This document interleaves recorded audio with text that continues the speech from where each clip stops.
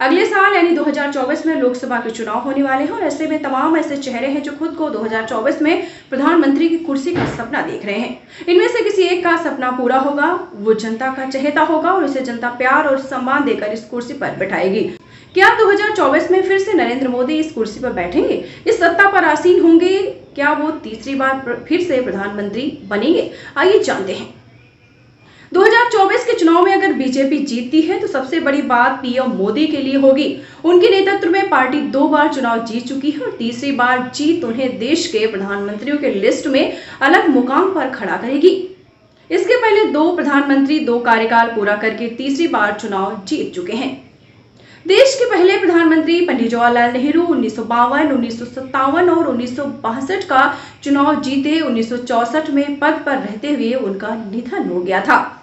आपको बताते चले, पीएम मोदी अगर इस बार चुनाव जीतते हैं या हारते हैं तो उनका एक अलग ही रिकॉर्ड बनेगा। आपको बताते चले, उनके बाद इंदिरा गांधी भी 3 चुनाव जीती और पीएम बनी। इंदिरा गांधी 1967, 1971 का चुनाव जीती। 1975 में इमरजेंसी लगा दी गई। 1977 में चुनाव हुए जिसमें इंदिरा की करारी हार हुई, लेकिन 3 साल बाद 1984 के आम चुनाव में उन्हें फिर से जीत मिली और प्रधानमंत्री बन गई। जी हाँ दोस्तों, 1984 में पीएम पद पर रहते हुए उनकी भी हत्या कर दी गई।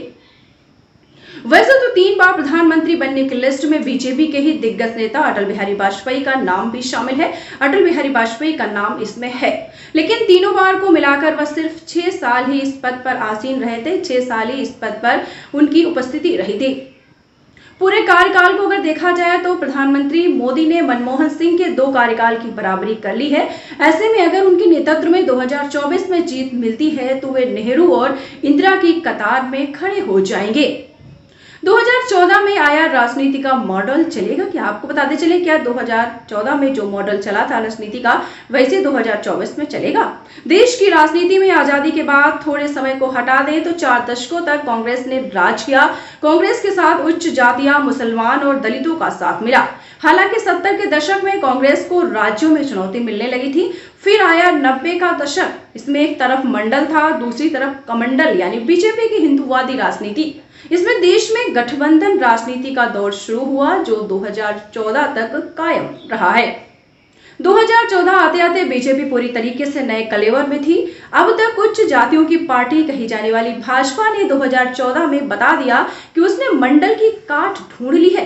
नरेंद्र मोदी ब्रांड बनकर उभरे और उनके नेतृत्व में न सिर्फ देश बल्कि राज्यों में बीजेपी का परचम लहराया। हिंदुत्व प्लस मोदी ब्रांड की सबसे खास उपलब्धि रहा है।